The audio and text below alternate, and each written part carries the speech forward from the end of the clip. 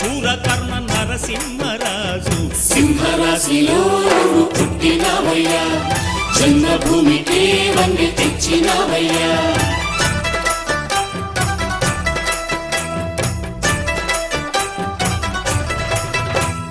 పేదలంటే ప్రాణమిచ్చే మన అన్నరాజు, మన్ను నిన్ను కన్న గొప్ప మనసున్నరాజు.